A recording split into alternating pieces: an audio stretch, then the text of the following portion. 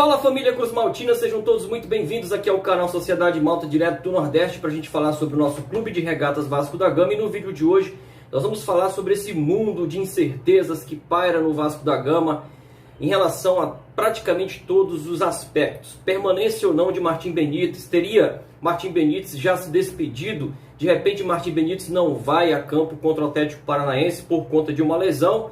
Ou pode ir a campo e ser a sua última partida pelo Vasco, ele que encerra o contrato agora em dezembro de 2020. E a situação de Jorge Salgado, que está aí, né, bancado como novo presidente do Vasco, contrariando aí o estatuto e contrariando a massa vascaína que não quer Jorge Salgado na presidência. Teria condições Jorge Salgado de comprar Benítez ou não?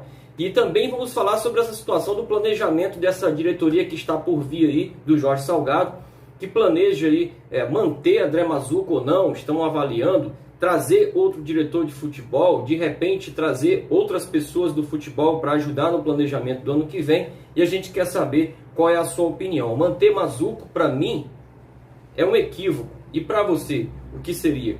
Está se desenhando aí uma continuidade da gestão do Alexandre Campelo?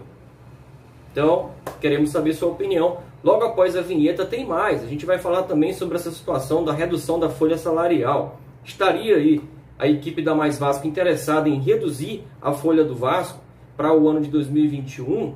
Se com 4 milhões e um pouco, o Vasco está nessa condição aí de não ter jogadores de qualidade que coloquem o Vasco numa condição melhorada na classificação da Série A, você vai entender também o impacto desse tipo de atitude dentro de campo. Nós vamos fazer uma comparação com as folhas de pagamento da Série A para você ver quais são os clubes que estão ali nas primeiras posições. Se são os que investem menos ou os que investem mais. Fica aí, depois da vinheta a gente vai falar sobre tudo isso.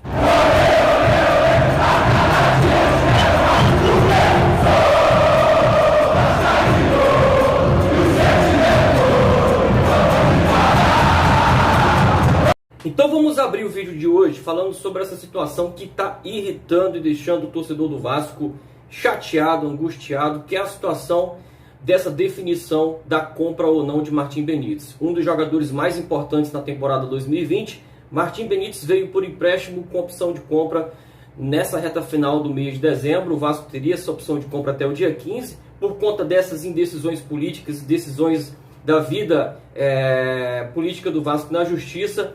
O Independente deu um prazo aí até o dia 17, dia que sairia a decisão se o Levin seria presidente ou não, se isso seria de fato consumado.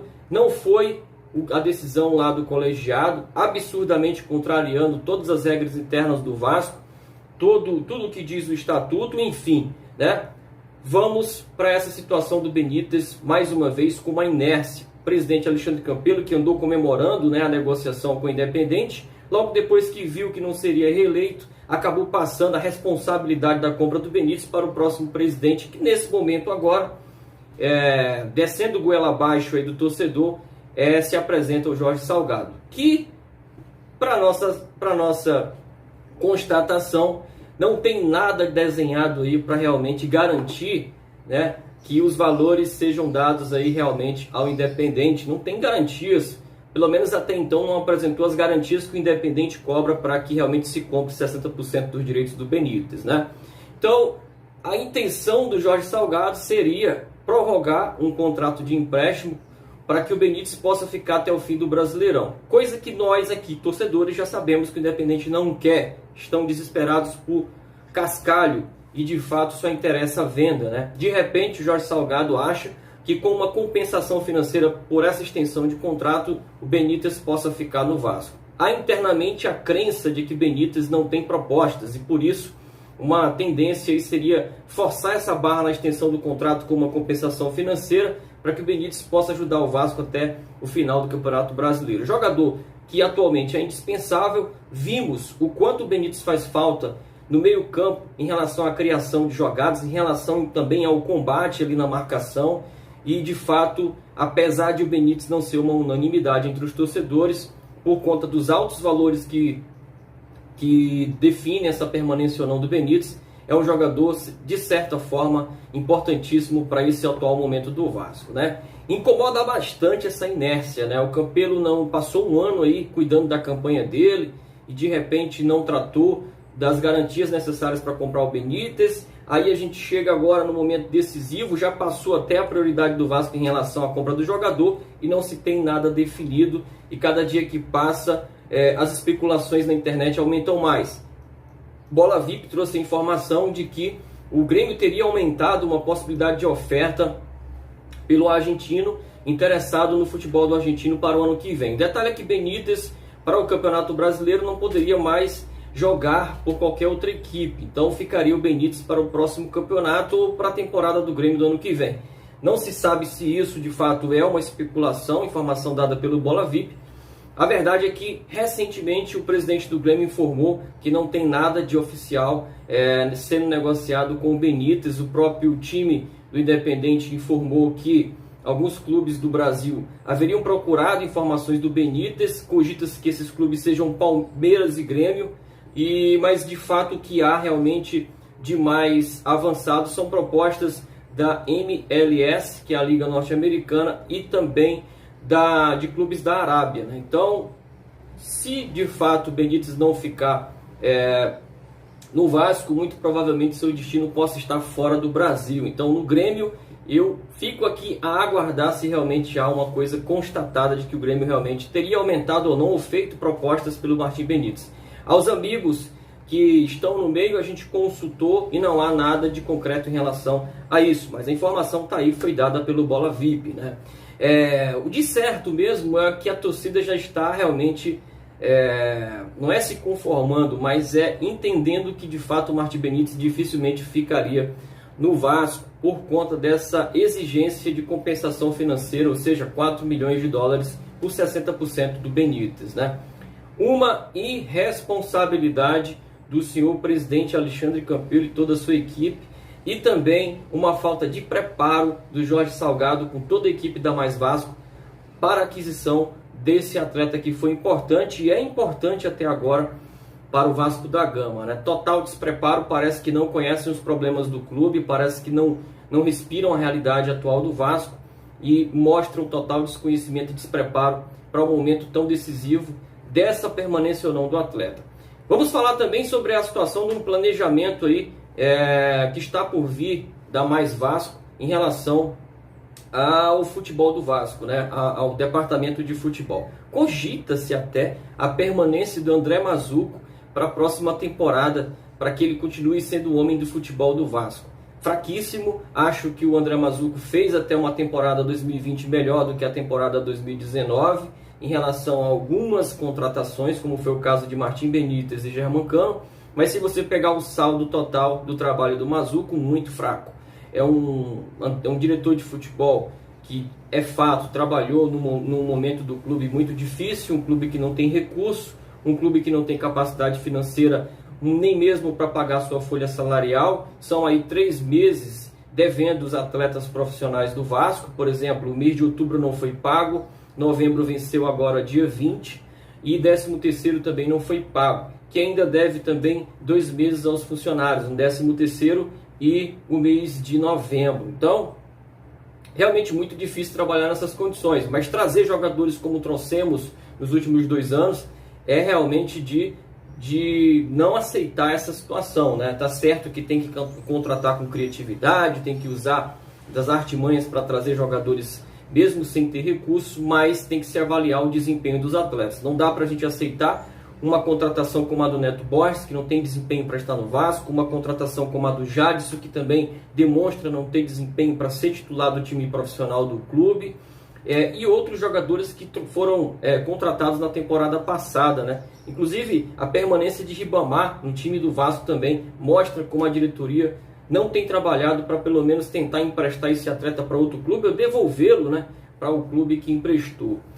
Alguns atletas estão encerrando a sua passagem pelo Vasco. Breno e Ramon não devem permanecer, e isso é um alívio para a folha salarial do Vasco, algo quase em torno de 500 mil por mês, né? Será esse o alívio do Vasco. E a pretensão aí, pelo que a gente escuta, e aí eu preciso da sua opinião para saber da sua informação aí, você que está nos assistindo, o que você entende, né, como redução de uma folha salarial para que o Vasco toque o futebol do ano que vem. Essa redução de atletas que não ficarão, como Breno, Ramon, Ribamar, que não deve ficar também, já seria um alívio para a folha salarial do Vasco, mas vindo da Mais Vasco, Adriano Mendes, por exemplo, esteve na gestão do Campelo e lutava por uma folha salarial menor do que a que o Vasco tinha e tem, que é de 4 milhões, juntando ali o salário mais direito de imagens, né? O Vasco tem dificuldades com uma folha salarial de 4 milhões por mês. Imagina se essa folha for reduzida. Fala-se até em uma folha salarial de 2 milhões e meio por mês, né? Vou te mostrar na tela o impacto que isso gera dentro do futebol, porque investimento passa também pela folha de pagamento, né? Quando você traz jogadores mais qualificados, que de fato dentro de campo possam agregar um pouco mais, claro que o jogador vai ter um salário maior, o jogador vai ter quase que sempre ali um investimento maior, às vezes até com luvas, coisa que o Vasco não pode fazer. Mas em relação a salários, se você pegar, por exemplo, uma pesquisa que foi feita em março desse ano pelo UOL, né, ali do Mauro César, traz a informação lá de que, por exemplo, as principais folhas salariais, levando isso em consideração apenas o salário e não a questão do direito de imagem, é da seguinte forma: Corinthians disputa ali as primeiras posições com Flamengo e Palmeiras, com folhas salariais acima de 8 milhões, Internacional tem uma folha acima de 6, São Paulo e Atlético Mineiro, uma folha acima de 5 milhões, sem considerar direito de imagem, tá? Santos e Grêmio, algo perto de 5 milhões, 4 milhões e um pouquinho. Bahia, 3 milhões e 600, Fluminense, 3 milhões e meio e o Vasco, 2 milhões e 900 mil. Isso sem considerar o direito de imagem. Vale frisar isso sempre, tá? Atlético Goianiense, 2 milhões e meio. Atlético Paranaense, 2 milhões e meio. Goiás 2,2 milhões, Botafogo 2,1, Curitiba 2,1, Fortaleza 1 milhão e 800, Ceará também com a mesma folha de 1 milhão e 800, RB Bragantino 1 milhão e 700, Sport 1 milhão e 400 e Atlético Goianiense quase que 1 milhão, ali na casa de 800 mil. Então essa é mais ou menos a folha salarial de 2020 dos times da Série A. E aí você pega a classificação, né? Vamos lá, vamos olhar essas folhas salariais se a gente fosse classificar os times através do que pagam aos seus atletas. Corinthians está à frente do Vasco, Flamengo está à frente do Vasco, Palmeiras à frente do Vasco, Internacional à frente do Vasco, São Paulo à frente do Vasco, Atlético Mineiro à frente do Vasco, Santos, Grêmio, o Bahia está à frente do Vasco, mas apenas por questões ali de vitórias, número de vitórias, o Fluminense à frente do Vasco, o Atlético Paranaense à frente do Vasco e Ceará, Fortaleza à frente do Vasco, RB Bragantino à frente do Vasco, Sport à frente do Vasco e Atlético Goianiense também. Se você pegar essa relação aí que a gente está mostrando na tela, quase que a folha salarial representa aquilo que está na classificação do campeonato, com algumas ressalvas. Alguns clubes estão se sobressaindo pela questão técnica também, pela questão da dedicação e do preparo físico, como é o caso do Atlético Goianiense, que está indo bem no campeonato mesmo com uma folha salarial abaixo da do Vasco. Temos aí também o Atlético Paranaense, que também tem uma folha menor do que a nossa, mas que está à frente do Vasco. Temos também aí o Ceará e o Fortaleza, que estão à frente do Vasco, com uma folha salarial menor, com um time mais organizado. E o RB Bragantino também, né? De resto, você pega aí Curitiba com uma folha menor do que a do Vasco, Botafogo com uma folha menor do que a do Vasco, Goiás com uma folha menor do que a do Vasco, e de fato estão todos na zona de rebaixamento. Então, se não tiver investimento qualificado, né, você estudando o desempenho de atletas, trazendo jogadores que realmente tenham desempenho, um perfil vencedor, se você não estudar o planejamento do futebol para o ano que vem, e de repente achar que a austeridade e achar que a redução da folha salarial é um problema que vai ajudar financeiramente o Vasco e em campo vai ajudar também, isso é balela. A torcida do Vasco não pode aceitar esse tipo de planejamento.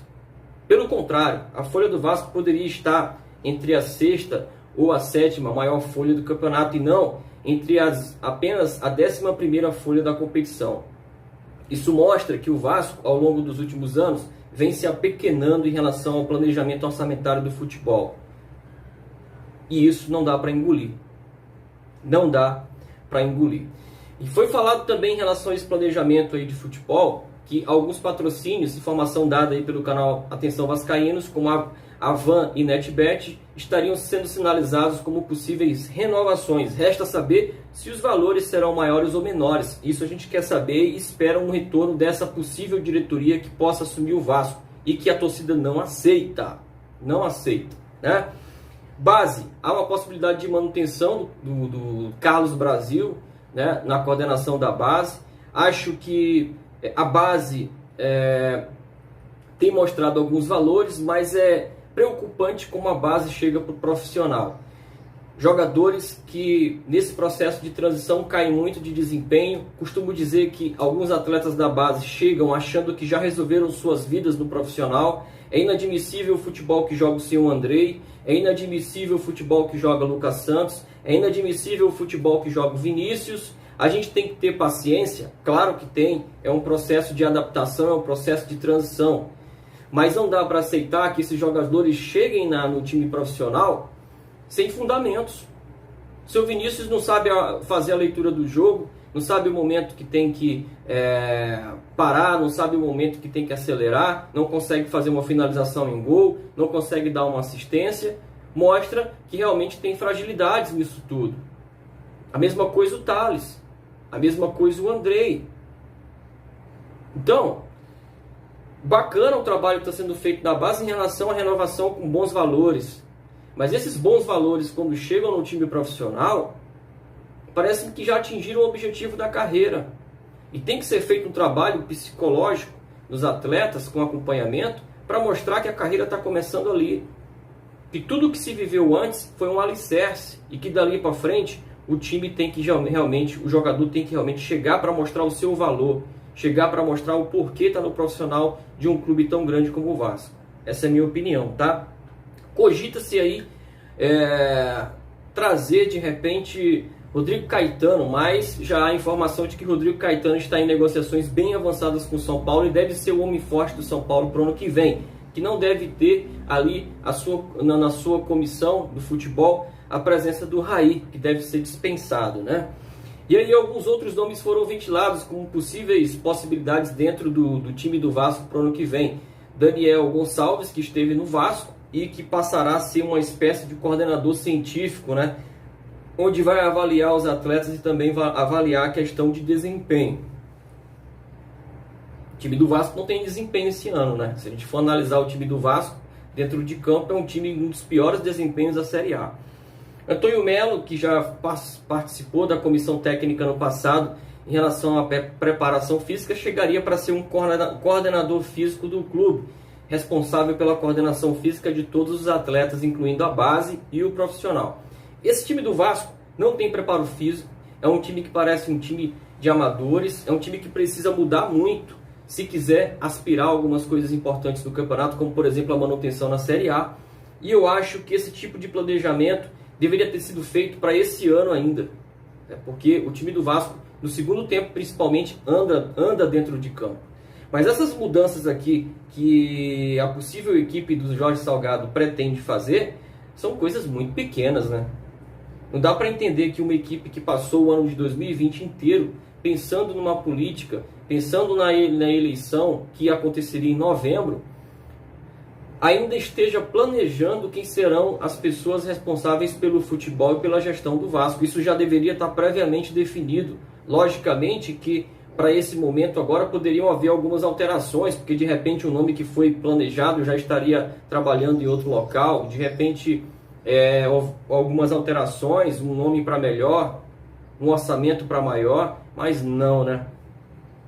Eu vejo uma equipe que parece que desconhece os problemas do Vasco e que agora que está conhecendo as coisas, tomando partido, e que agora que vão se começar a planejar as ações.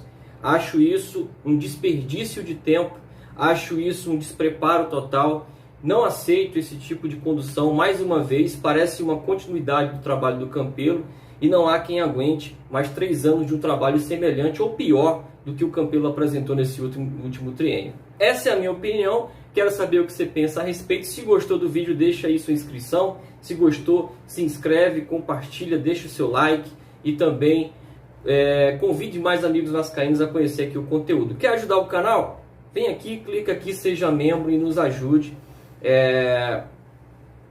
a realizar os nossos projetos sociais aí, como por exemplo doações de produtos oficiais para pessoas de baixa renda, principalmente crianças que não têm condições de ter um produto oficial do clube. Então você nos ajuda sendo membro do canal e também participando da compra de produtos oficiais. Quer comprar uma camisa do canal? Mande um e-mail para nós aí, sociedademalta@gmail.com. Valeu? Então fica com Deus e até mais.